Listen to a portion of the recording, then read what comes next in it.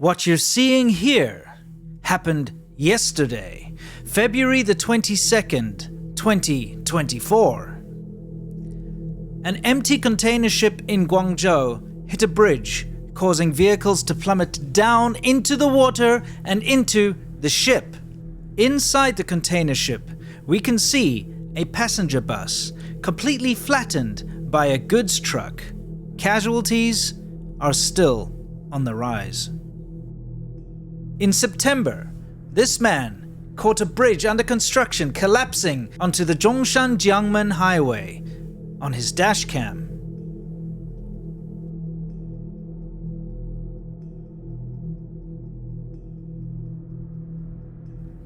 Thankfully, there were only injuries and no fatalities.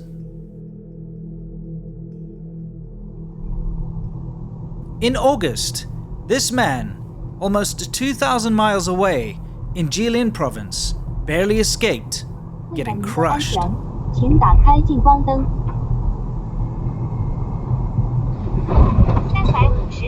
This section of Shanghai's G318 National Highway is coming apart. Notice anything wrong with this bridge support?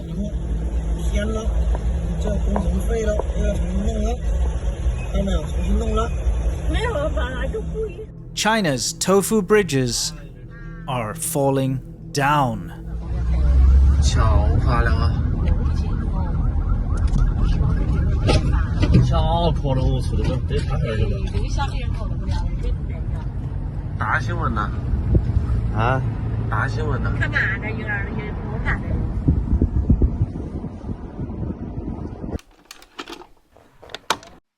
Chinese bridges falling down is no small problem.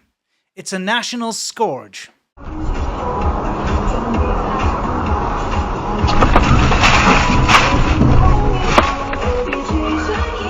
I have many examples and also the reasons why. But first, a word from today's sponsor. It's time to celebrate! Exeter's having its anniversary sale. If you haven't yet got one of these awesome, high-tech, amazing, stylish and classy wallets, now's the time. There's never been a better time to grab an Exeter wallet.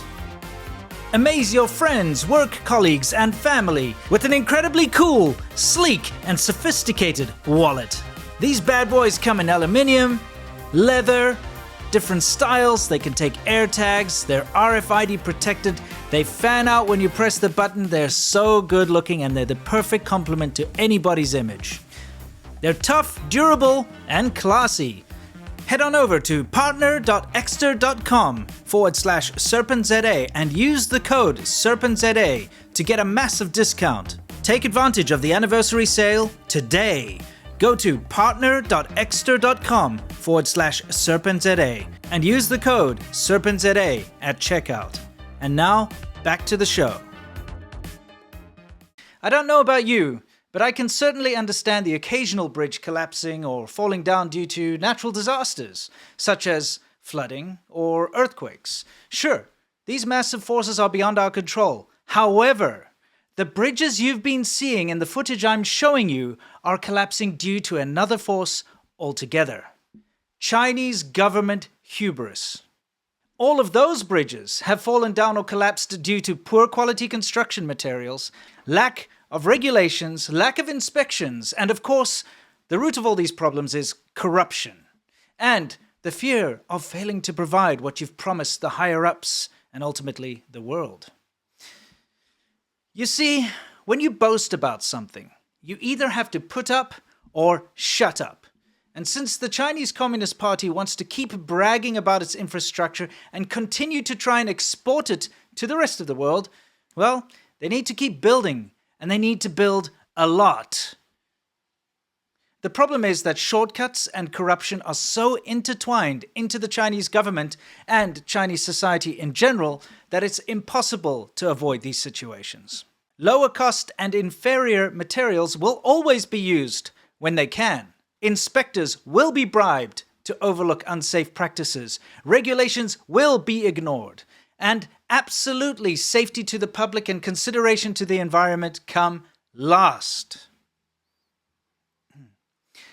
When these bridge disasters happen in China, the Chinese government quickly tries to cover them up, and when covering them up isn't practical, they downplay the bejesus out of them. Underreporting casualties, physically hiding them behind barriers so the public can't see. No, seriously, I'm not joking about this.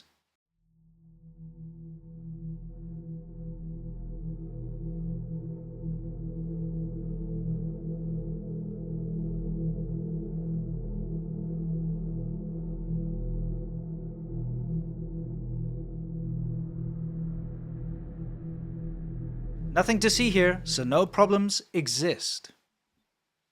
So let me give you a quick example outside of China, since the Chinese government can't hide what they do abroad so easily. Let's go to the beautiful UNESCO Heritage Tara River in Montenegro. The China Road and Bridge Corporation, or CRBC, during construction of a highway in the region, turned this into this. Not only did they destroy the riverbanks, but they also dug materials out of the river itself, destroying the biodiversity of the Tara River. The damage was so severe that more than 6 kilometers of the river course was affected, wrecking biodiversity and turning this pristine UNESCO heritage site into what looks like an open-pit coal mine. This complete disregard to the environment always accompanies Chinese construction. It is why China is as polluted as it is, and why 90% of the water in China is contaminated, and why the topsoil is useless too. So, of course, there was an outcry by environmentalists in Montenegro, and the Chinese company pledged to fix some of the damage. And by some, I mean only half a kilometer of the damage done to the Tara River in the worst part. But let's not forget, they're not willing to do the full 6 kilometers of damage, only 500 meters. But hey, half a kilometer is something, right? Remember that gravel and sand exploitation and disposal had completely destroyed this section of the previously pristine Tara River. So maybe the Chinese company could try and repair the section they destroyed the most? Well, that was 4 years ago, remember?